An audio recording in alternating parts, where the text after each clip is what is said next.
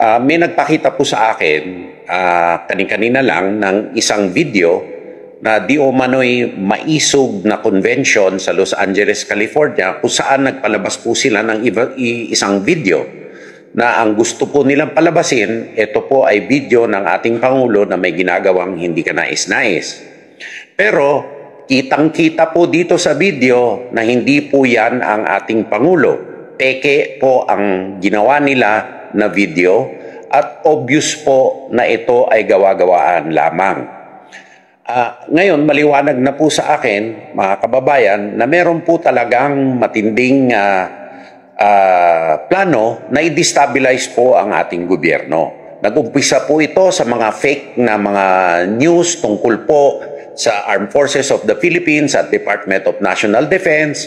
Tapos nagprogreso po ito sa di umano'y walkout na hindi naman po nangyari. Pagkatapos po ngayon na curiously po, araw po ng SONA, naglabas po sila ng peking video at sa Amerika pa. Bakit po sa Amerika? Yan po siguro ay parte ng plano nila upang sila po ay hindi masubject sa jurisdiction ng Philippine authorities. Kaya sa ganun pong pangyayari, kami po ay nananawagan sa authorities po sa Estados Unidos na imbestigahan po itong insidente na ito upang ang mga malisyosong nasa likod nito ay maharap sa hustisya.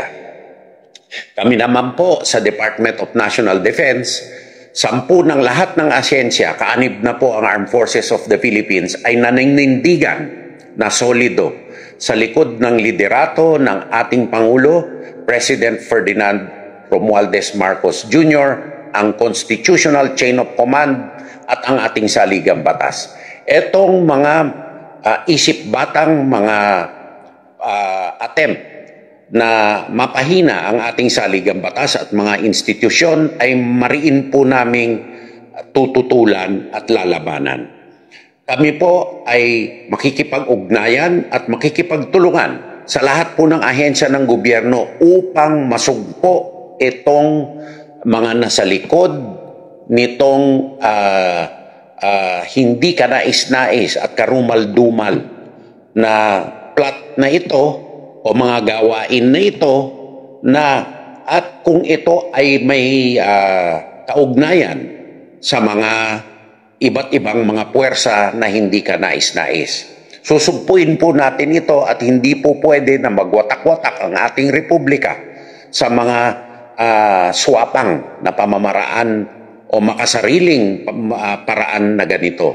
Kami po ay nananawagan sa ating mga taong bayan na manindigan sa likod ng inyong republika, sa likod po ng inyong saligang batas, sa likod po ng soberanya, sa likod po ng territorial integrity na Republika ng Pilipinas na pilit niwawasak at pinaghihiwa-hiwalay nitong mga makasariling at mga karumal-dumal na mga tao na ito.